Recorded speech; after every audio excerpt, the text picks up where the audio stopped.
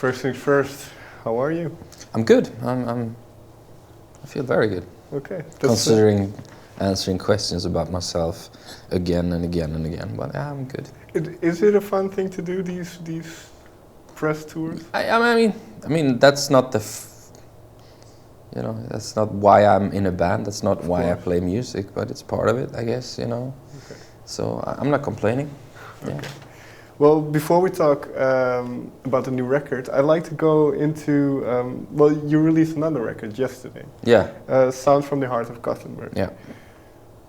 When you started working on and the idea came for this album, did your mind go back to the time when you started out and the memories of that place? The venue itself is very important in this, because that's the place I used to go to growing up, listening to heavy metal. That's where all the big bands came through. That's where they played. So it has a big part of my upbringing, Sure. But we played in a lot of venues, obviously, in Gothenburg. We are from Gothenburg, and we played Scandinavium, as it's called. We played that a few times, but I think we decided too late that we were going to record, or it was like the beginning of a tour or something like that. But this one happened. It was the end of that tour, bigger European tour. It was a sold-out show, and we all felt like we haven't done a live DVD in quite a while.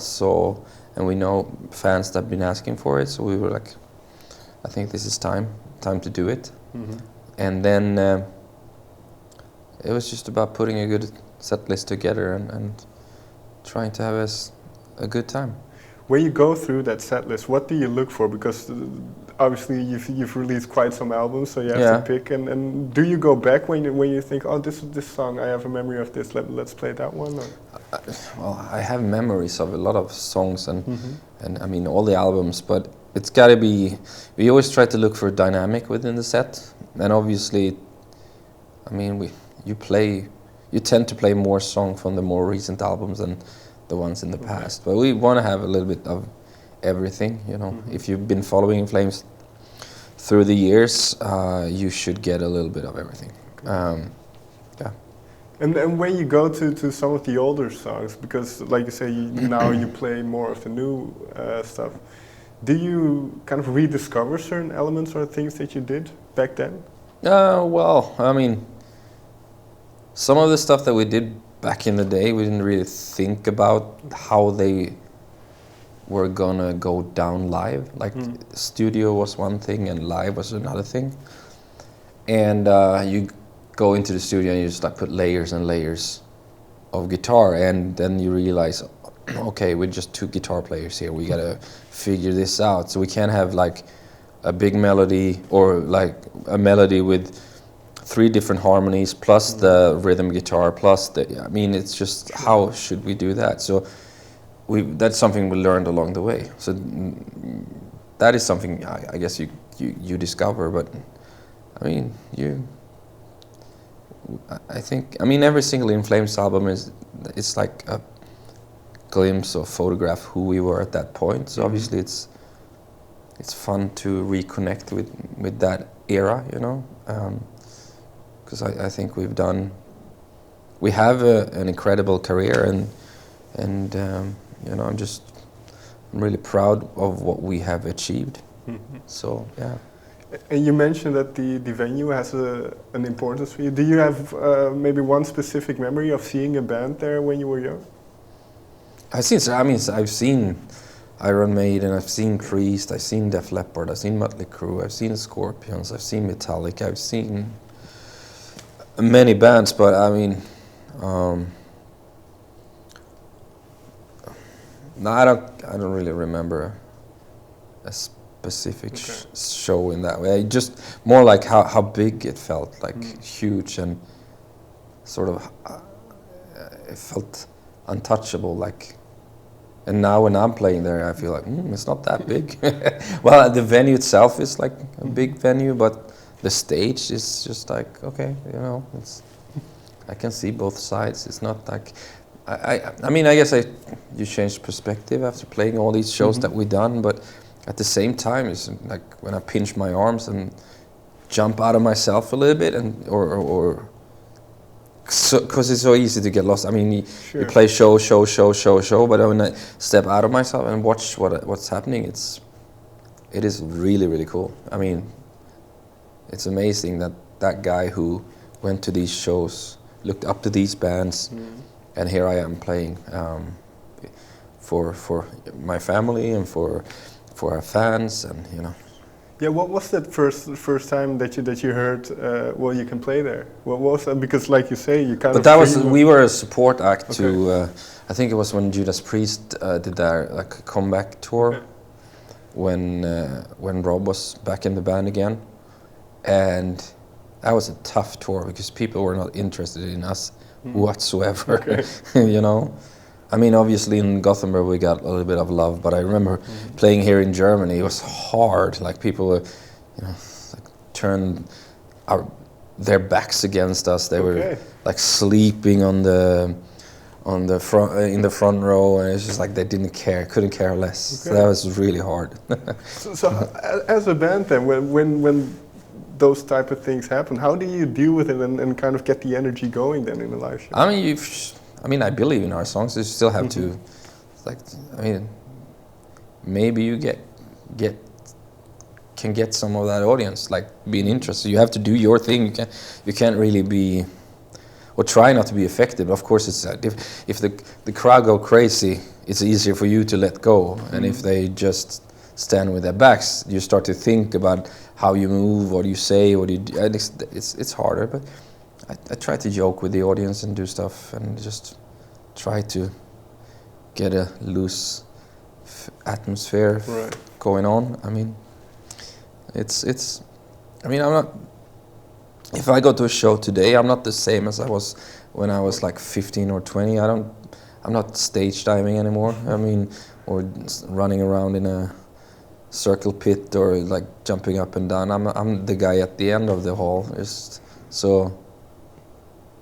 And now I am the guy screaming at everyone, telling them to stage dive or telling them to do a circle pit. So it's just, I do understand the people. I just want to enjoy the show in the back and yeah.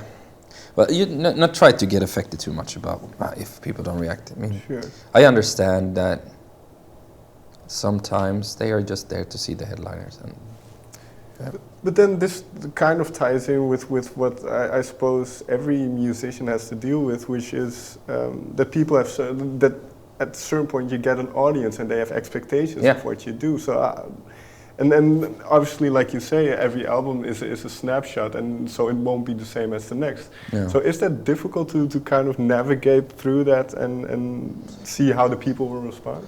No, I wouldn't say so. I mean, because I mean. As soon as you sign a deal, a contract, and put out an album, you're up for grabs, and everybody entitled to say whatever they want, and that's something I can't control. You know, I can't go home to people and scream at them, tell them why they should like me if they don't. So there's no point in me even going there. You know, like, I mean, I hope people like what we do, but I have to be happy with what I created. And if I'm happy, then, you know, that's it, you know. And it's I know people have opinion, and that's fine. It's just I can't be bothered. Especially not about negative comments and stuff like that, because, you know, it's just that's just, if you start thinking about that start weighing you down, and what can you do? You know, it's like going to. You go to a soccer game, sit on the, you know, on the side and start screaming at, and you do. So I get it. So screaming at the players how they should play. You know, like we call them the spectator coach. You know? And there's a bunch of them out there. But that's just the way it is. Just the way it's. If I or my band were so affected by it and it was too much, then. Just quit, just leave, you know. It's you can't get away. You can't get away, and that's just the way it is. But that's how our I mean, today our whole society, it's like you say something here and someone else has an opinion, and it's it's a fight. Boom, there you go. And everybody is like, it's easier to complain than say something nice. In that sense, because you've been doing that, this thing for a while, was it easier back in the day compared to now with social media and everything? Easier in what way? What do you mean? Well, with all the chatter around and everybody trying to voice their opinion. No, but you just, I mean, no, it's not. Yeah, I mean, sure, it's you know, when I started, you had to write a letter, you know, and it took a while for the other guy or that person to get it. Mm-hmm.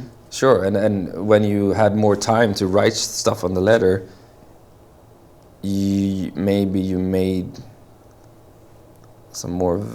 I wouldn't say valid comments, because people think they're having valid comments, or probably feel that's right. But you didn't write something to someone and say, "You suck, I hate you, fuck that, fuck that, fuck." Here you go, and you ran to the post office stamp and sent it away, and I was waiting for an answer. Like, you didn't do that. Right. It's so much easier to try to click, click, click, click, click. Fuck you, boom, there you go. But I sort of lost track of what your question. I mean, it's. I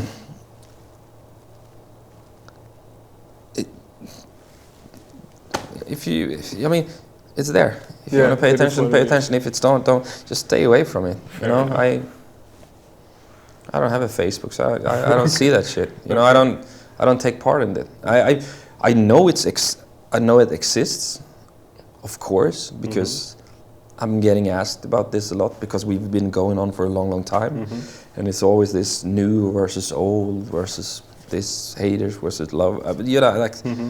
And then obviously I have to talk about it, but I don't pay that much attention in between. Okay, oh, fair enough. Yeah.